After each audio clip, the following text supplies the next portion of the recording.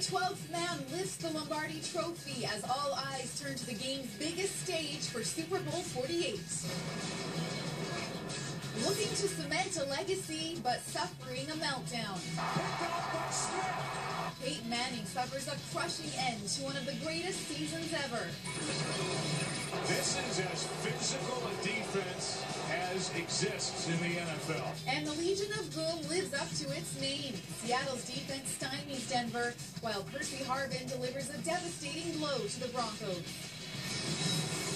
It's our time, it's our moment, it's our destiny. There's nothing to do about it.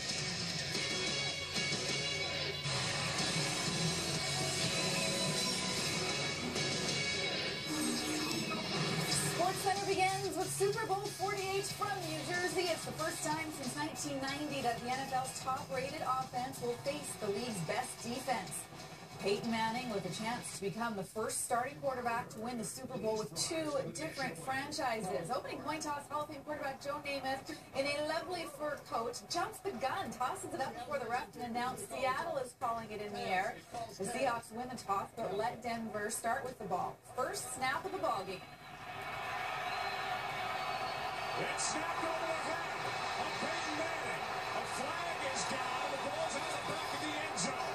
Center Manny Ramirez and Manning getting mixed up. Denver conceded the safety, the fastest score in Super Bowl history, 2-0 Seattle, just 12 seconds in. They'll take it. Seahawks opening possession. Russell Wilson hands off to Percy Harvin, just his 7th touch all season. Steps out of bounds after a 30-yard gain. A field goal made it 5-0 Seattle. After Denver failed to score on consecutive drives for the first time this postseason, it's now 8-0 when Manning overthrows Julius Thomas and is picked off by Cam Chancellor. Seattle led the regular season with 28 interceptions. Second quarter, ensuing Seahawks possession. Wilson looking end zone for Golden Tate. It's incomplete, but Tony Carter calls for pass interference. Seattle get it on the 1-yard line. And Marshawn Lynch punches in his 4th touchdown of the postseason. 15-0 Seahawks. Denver had a season-low 11 yards of offense in the first quarter. Still in the second. Five in the secondary for the Hawks. Shotgun snap. Manning grips it. He's hit. The ball flutters. It's intercepted. Another interception. It's Malcolm Smith from the 50 to the 40 on the sideline. The 30 gets a block, and the 20 cuts inside the 10. The 5. He returns it for a touchdown. Manning, who was named NFL MVP for a record 5th time, throws his 2nd pick of the game. This one to Malcolm Smith. Seattle opens up a 22-0 lead. Late in the quarter, Denver going for it on 4th down. Manning's throw to Demaryius Thomas is incomplete. Denver turned it over on downs. They were trailing 22-0 at the half. Cue the Super Bowl halftime show featuring Bruno Mars and the Red Hot Chili Peppers.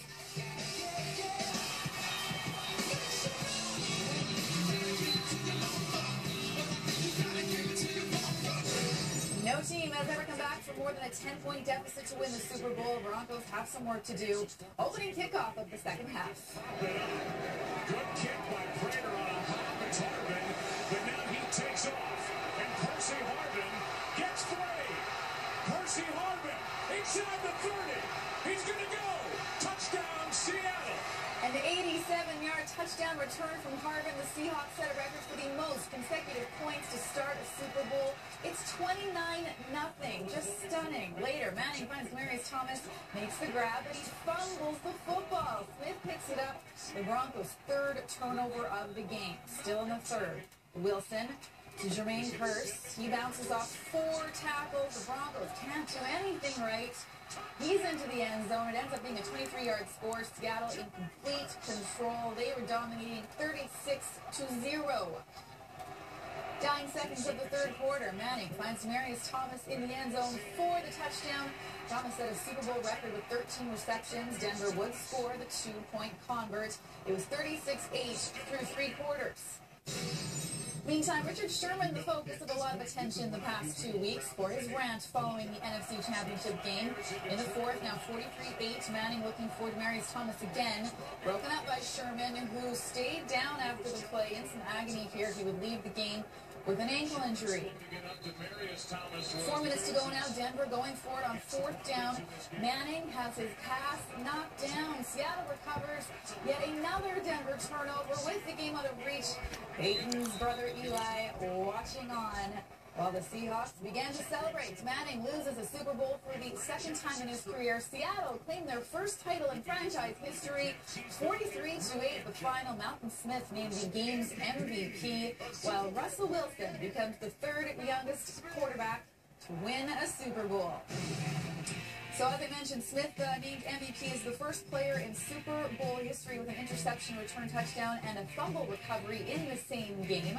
The Seahawks are the 2nd team with a pass TD, rush TD, interception return TD, and kickoff return TD in the same Super Bowl, joining the Super Bowl 35 Ravens. Manning, the 3rd quarterback ever with multiple career interceptions returned for a touchdown in their Super Bowl career. Here's what he had to say on whether the Broncos' performance was embarrassing. There's a lot of professional football players in that room, the locker room, that put a lot of hard work and effort into being here, into playing in that game. And the word embarrassing is an insulting word, to tell you the truth. I told Coach Pete Carroll and John Schneider and Paul Allen when they called me to draft me, I told them that was the best decision they ever made, and I was going to make the 31 other teams regret it, and I was going to go after it with everything I had. Sitting there holding that trophy up, and I'm looking up, and I'm just so thankful. And here comes my best friend, Doug Baldwin. Doug Baldwin, everybody. I just want to let you guys know that this cornerback is mediocre. Mediocre. This is a mediocre cornerback. Okay, thank you. You are something else. Pedestrian. Pedestrian. Yeah, our receivers were called pedestrian and also called appetizers. I think if anybody took a bite out of them, they'd be pretty full. Richard Sherman, a happy guy. This was a tie for the 3rd largest margin of victory in Super Bowl history at 35 points. Of the 5 Super Bowls that have been decided by 30 or more points, the Broncos have lost 3 of them. The Seahawks set the Super Bowl record for the most playing time with the lead. It was 59 minutes and 48 seconds. Hi everyone, welcome to SportsCenter. Natasha and Glenn with you, and the story in this one, no surprise that the Seahawks won. They were, in fact, MetLife Stadium. Here is Rod Smith. It's a long way from Seattle to New Jersey, but the 12th man certainly travels well and continued to celebrate the Seahawks' first ever Super Bowl title long after it was all said and done. Let me begin by congratulating any predictor who saw this one coming. It's not that the Seahawks won the game, it's the way they did it. Absolutely stunning the Denver Broncos and the top offense in the history of the game in one of the biggest blowouts in Super Bowl history. Farhan Lalji has more. It was as dominant and complete a performance as there has been in recent Super Bowl memory. The Seahawks scored on offense, defense, and special teams. They scored 12 seconds into each half and shut down the highest scoring offense in the history of the game, taking home the first Super Bowl title in franchise history. We might not be the biggest. We might not have up until this game. We might not have that first rounder that's supposed to be a game breaker, but we do our jobs.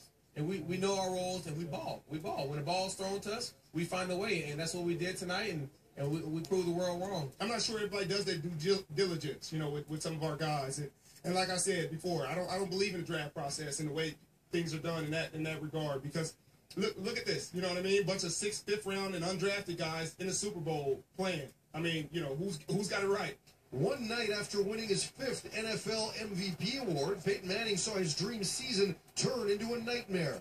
Every yard was a struggle against the league's best and most physical defense. And despite setting a Super Bowl record for completions, his 2 first-half interceptions will be the latest knock on his legacy in big games. Well, it's disappointing for our entire team.